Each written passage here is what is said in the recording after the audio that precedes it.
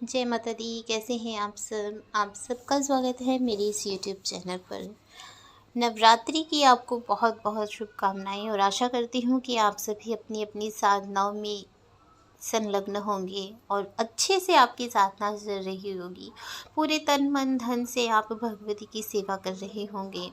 भगवती आपकी इस साधना को सफलता प्रदान करे, यही मेरी कामना है। आज का जो टॉपिक है वो ये है कि ये संकेत बताते हैं कि आपको माता काली की शक्तियों ने छुआ है। बहुत बार क्या होता है कि जब संकेत मिलना शुरू होते हैं तो बहुत से साधक जिन्होंने पहले साधनाएं नहीं की होती हैं वो घबरा जाते हैं इन संकेतों से, इन अनुभवों से, और अपनी साधनाओं को वो छोड़ देते हैं और दोबारा साधना के क्षेत्र में नहीं उतरते।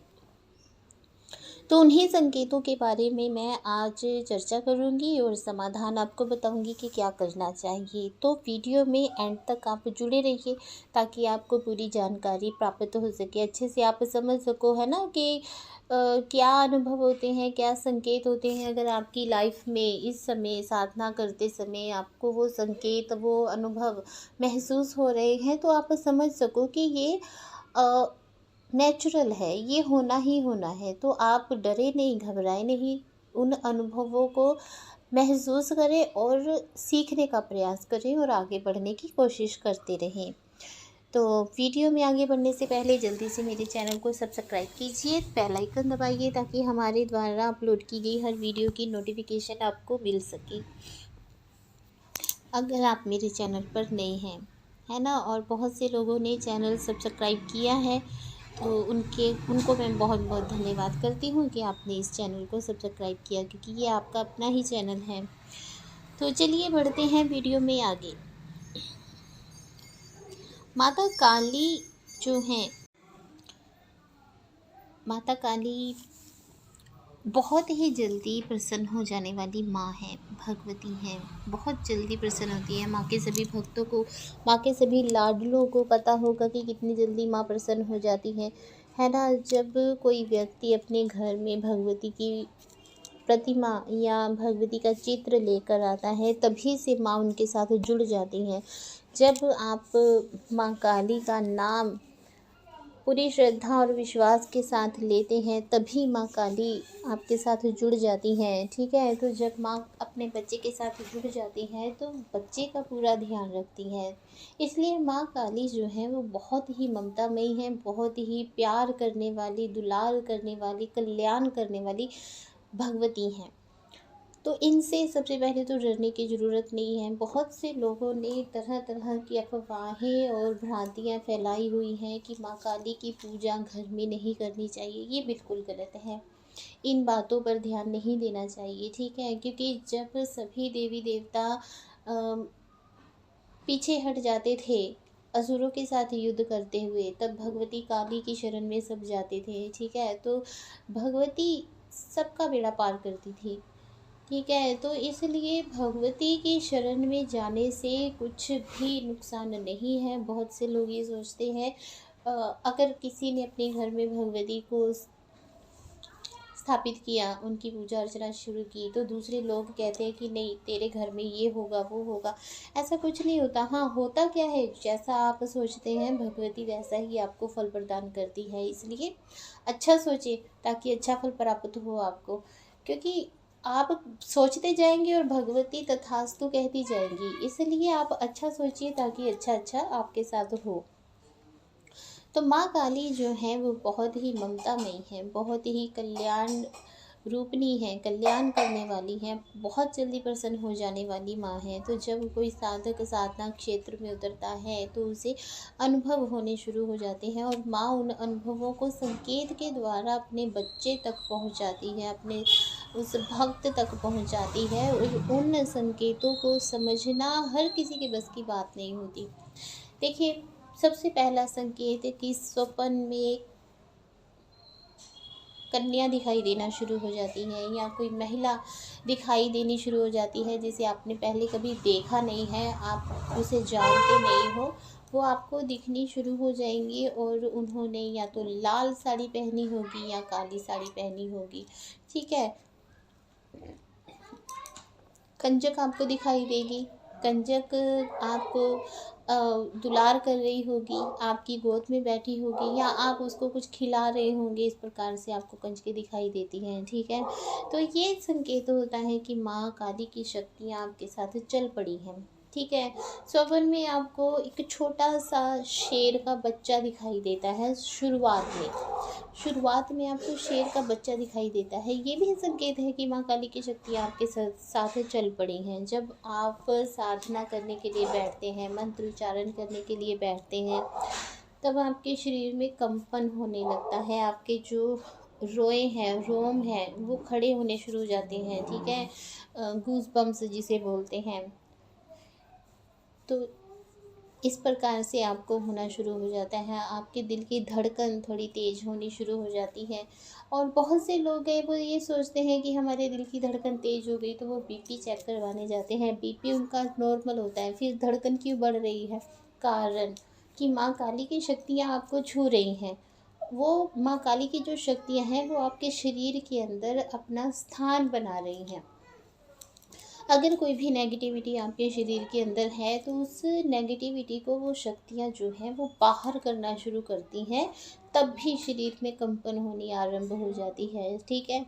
जब आप जाप करने के लिए बैठते हो, तब आपको नीले रंग की या लाल रंग का प्रकाश दिखाई देता है, या आपको जब बहुत ही ज़्यादा साधना करना शुरू कर देते हैं, बहुत ज़्यादा मंत्र उच्चारण करना शुरू कर देते हैं, तब उन्हें सूर्य जैसी लालिमा भी दिखाई देती है, या उन्हें वाइट कलर का बहुत ही तेज प्रकाश दिखाई देता है। सब कुछ वाइट हो जाता है, ठीक है। जब आप आंखें बंद करके जाप कर रहे हैं, माला उच्चारण कर रहे हैं, तब सब कुछ वाइट वाइट आपको नज़र आना शुरू हो जाता है। क्योंकि ज़्यादातर आंखें बंद करो तो अंधेरा ही दिखाई देता है। उस समय आपको अंधेरा नहीं दिखाई देगा, उस समय आपको वाइट कलर का प्रकाश दिखाई देगा, ठीक है। तो इस प्रकार से संकेत मिलने शुरू हो जाते हैं। लेकिन कुछ संकेत ऐसे हैं जो व्यक्ति को मिलते हैं तो व्यक्ति डर जाता है और साधनाओं को छोड़ देता है। क्या है वो संकेत? हाँ, उससे पहले मैं आपको ये भी बताती हूँ, कुछ मीठे मीठे संकेत जो होते हैं आपको ओम नमः शिवाय की आवाज़, धुन जो होती है वो बिना किसी वजह से ही सुनाई देनी शुरू हो जाती है।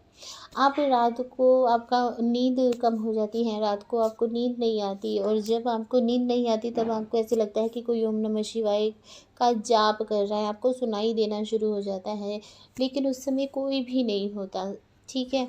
आपकी नींद जो है वो कम हो जाती है। अगर नींद आती है तो आपको स्वप्न में भगवती के कंजक रूप के दर्शन होते हैं। तो इससे थोड़ा सा आगे बढ़ते हैं, तो क्या होता है,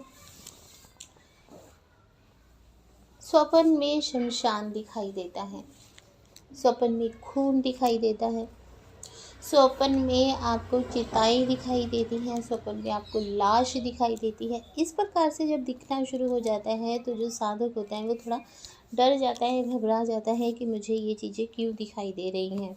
तो ये शक्तियाँ जब जागृत होती हैं तो वो अपना संकेत देती हैं, अपने होने का एहसास आपको दिलाती हैं, इसलिए वो चीज़ें आपको दिखाई, क्योंकि माँ काली जो है वो शमशान वासिनी भी हैं। शमशान में भगवती का वास है। तो जब आप भगवती से जुड़ते हैं तब आपको शमशान की चीज़ें दिखाई देनी शुरू हो जाती हैं। तो यहाँ पर जो साधक होते हैं थोड़ा डर जाते हैं कि हमारे साथ ये क्या हो रहा है, हमें क्यों ये सब चीज़ें दिखाई दे रही हैं। जब माँ काली की शक्तियाँ आपके अंदर अपना स्थान बनाना शुरू करती हैं, तो शाम के समय जैसे सूरज ढल गया उसके बाद आपका शरीर जो है वो थकना शुरू हो जाता है, आपको थकावट लगनी शुरू हो जाएगी, आपका धड़कन जो है वो तेज़ हो जाएगी, आपको चलने में थोड़ी दिक्कत होने लगती है, आपकी टांगों में दर्द होता है, कमर में दर्द होता है, नाभि के नीचे वाले स्थान में दर्द होता है। इस प्रकार से आपके साथ होने लगता है, आपको ऐसे लगता है जैसे मैं बीमार हूँ, लेकिन आप बीमार नहीं हैं, वो शक्तियाँ आपके अंदर अपना स्थान बना रही हैं। तो जब साधकों के साथ ये अनुभव होता है कि उनकी तबीयत ख़राब हो गई, उनको शमशान दिखाई देने लगा, उन्हें चक्कर सा महसूस हो रहा है, उन्हें घबराहट, चिड़चिड़ापन हो रहा है, शाम होते ही उन्हें नशा, जैसे किसी ने नशा किया होता है, ऐसे आपकी आंखें चढ़ जाती हैं कि नशा किया हुआ है। आपको कमज़ोरी सी महसूस होने लगती है, आपकी टाँगों में दर्द होती है, शमशान दिखाई दे रहा है, चिताएँ दिखाई दे रही हैं, लाशें दिखाई दे रही हैं, तो साधक यहाँ पर डर जाता है और वो सोचता है कि मुझे किसी ने कुछ कर दिया है। मुझ पर किसी ने कोई तांत्रिक क्रिया कर दी है, मुझ पर किसी ने कुछ खिला-पिला दिया है, मुझ पर किसी ने भूत-प्रेत छोड़ दिया है। तो साधक यहाँ पर सोचता है कि अगर किसी ने ऐसा कुछ कर दिया है तो मुझे अपना इलाज किसी से करवाना चाहिए। तो वो फिर किसी ना किसी बाबा के पास, ओझा के पास, किसी चौकी दरबार में जाता है और अगर तो वो चौकी दरबार वाला सच्चा भक्त है तो वो आपकी समस्या का समाधान करेगा। वो आपको बताएगा कि आपके साथ माँ की शक्तियाँ चल रही हैं, तो आपको ये उपाय करने चाहिए। ठीक है? अगर कोई ढोंगी होगा, अगर कोई पाखंडी होगा, अगर कोई लालची व्यक्ति होगा, तो वो क्या करेगा कि आपको वो भ्रमित कर देगा। वो बोलेगा आपके किसी रिश्तेदार ने, आपके भाई ने, आपकी भाभी ने, किसी भी रिश्तेदार का नाम लेकर वो आपको बोलेगा कि उसने तो आप पर जी तांत्रिक क्रिया करवा दी है, मारण मोहन करवा दिया है, मुठकरनी करवा दी है, अब आपका कुछ नहीं हो सकता। वो आपको डरा देगा। डराने के बाद वो आपसे पैसे ऐंठेगा और फिर आपको आपका हल बताएगा और हल होने की बजाय आप और भी डूबते चले जाएंगे ज़्यादा से ज़्यादा परेशानियों में, क्योंकि आपको कुछ है ही नहीं। ठीक है? तो जब आपके साथ ये सब अनुभव हो रहे हों, ये जो बुरे वाले अनुभव है, असल में ये बुरे अनुभव नहीं है। देखिए, मैं आपको बताती हूँ कि ये सब क्यों होता है। आपका शरीर थका-थका सा लग रहा है, आपकी टाँगों में दर्द हो रही है, आपको नशे जैसा अनुभव होना शुरू हो जाता है जैसे ही शाम होती है। भगवती का जो समय है, भगवती का जो दिन है, वो रात को ही होता है। ठीक है? तो इसलिए वो अनुभव भी आपको रात के समय ही होंगे। दिन में आप बिल्कुल ठीक रहेंगे, शाम होते ही आपको लगेगा कि मैं थक गया, मेरे शरीर में अब जान नहीं है, अब मैं और काम नहीं कर सकता। आपको लगेगा कि जैसे नशा हो रहा है मुझे, जैसे कोई नशे की या नींद की गोली खा ली हो, इस प्रकार से आपको होना शुरू हो जाएगा। आपका सिर भारी हो जाता है, चक्कर आना शुरू हो जाता है। उसका मैं आपको एक रीज़न बताती हूँ। जब आप माँ काली की पूजा अर्चना करते हैं और आपके अंदर माता काली की शक्तियाँ विराजमान होना आरंभ होती हैं, तब ये सारे संकेत आपको दिखाई देने शुरू होते हैं। अब देखिए, जैसे मान लीजिए कि आप कभी जिम नहीं गए। आप पहले दिन जिम जब जाते हैं, तो पहले दिन जब जिम जाते हैं, आप एक्सरसाइज़ अपनी करते हैं, वर्कआउट करते हैं, तब आपका शरीर जो होता है वो थक जाता है। अगले दिन जब आप जिम करते हैं, वर्कआउट करते हैं, आपका जो शरीर है उसमें गाँठें सी बननी शुरू हो जाती है, भारी-भारी लगना शुरू हो जाता है। तो आप बोलती हैं जी खलियाँ पड़ जाती हैं, तो खलियाँ कैसे पड़ जाती हैं? ज़्यादा जिम करने की वजह से वो खलियाँ पड़ जाती हैं। तो फिर आप क्या करते हैं कि जैसे-जैसे आप जिम करते जाएँगे, वर्कआउट करते जाएँगे, वो खलियाँ टूटनी शुरू हो जाती है और आपके शरीर को उस भारी एक्सरसाइज़ की आदत पड़ जाती है और आपका जो शरीर है वो बिल्कुल ही फिट एंड फाइन हो जाता है। किससे हुआ? बार-बार जिम जाने से, बार-बार वर्कआउट करने से, बार-बार एक्सरसाइज करने से आपके शरीर को उस चीज़ की आदत हो गई। इसी प्रकार से ये होता है, जब आप बार-बार साधनाएँ, पहली बार आपने साधना की, आपको भगवती ने थोड़ी-सी सुई की नोक मात्र शक्ति प्रदान की और वो शक्ति जब आपके शरीर में अपना स्थान बनाती है, तब आपके शरीर में ये सब सिम्पटम्स आपको महसूस होने शुरू हो जाते हैं और आपको लगता है कि किसी ने कुछ कर दिया, किसी ने कुछ नहीं किया होता। आपको ज़रूरत है तो सिर्फ़ विश्वास की, भगवती पर विश्वास रखने की। आपके साथ आप भगवती की जब पूजा कर रहे हैं, तो कोई भी नेगेटिव एनर्जी आपके नज़दीक आ ही नहीं सकती। इस बात पर आपने दृढ़ विश्वास रखना है, अटूट विश्वास रखना है, ठीक है? और फिर जब आपके साथ ये सब होना शुरू हो जाता है, आपने साधना छोड़नी नहीं है, साधना को कंटिन्यू रखना है। जब आप बार-बार साधनाएँ करेंगे, आपके शरीर को उन शक्तियों को सँभालना अपने आप ही आ जाएगा। उन शक्तियों को जब आपके शरीर को सँभालना आ जाएगा, तब ये सब दिक्कतें आपके साथ नहीं होंगी। आपका शरीर भारी नहीं होगा, क्योंकि आपको आदत हो चुकी होगी कि शक्तियों को कैसे सँभालना है, आपको आ चुका होगा।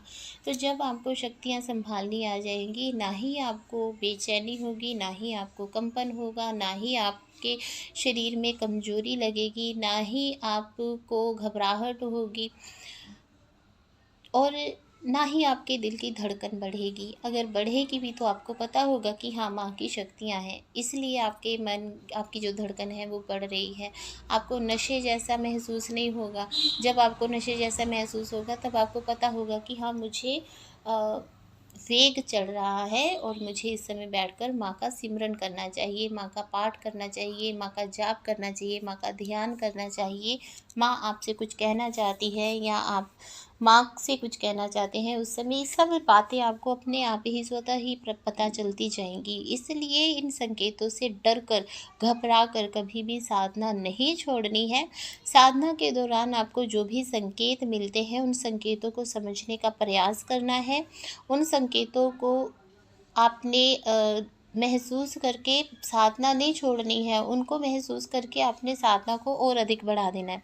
आपको केवल अपने गुरु पर, अपने इष्ट पर पूर्ण विश्वास होना चाहिए, यही एकमात्र इसका हल है, ठीक है? तो बहुत से लोग होते हैं कि जब उनको ऐसे महसूस होता है ना, तो वो हॉस्पिटल एडमिट हो जाते हैं। हॉस्पिटल भी एडमिट होने की ज़रूरत नहीं है। आपने क्या करना है, एक नारियल लेना है, नारियल पर आपने 11.25 रुपए बाँधने हैं और आपने नारियल पर अरदास लगानी है माँ के आगे कि आप इतने ज़्यादा शक्तियों को सँभाल नहीं पा रहे हैं भगवती, आप शक्तियों को सँभालने की भी शक्ति मुझे प्रदान करें। आप अपने मन की सारी उस समय की इच्छाएँ जो भी आपके मन में चल रही होंगी, वो सब आपने उस नारियल पर बोलकर भगवती के श्री चरणों में रख देना है। इसी से आपका समाधान हो जाएगा, हॉस्पिटल में भी एडमिट होने की आवश्यकता नहीं पड़ेगी।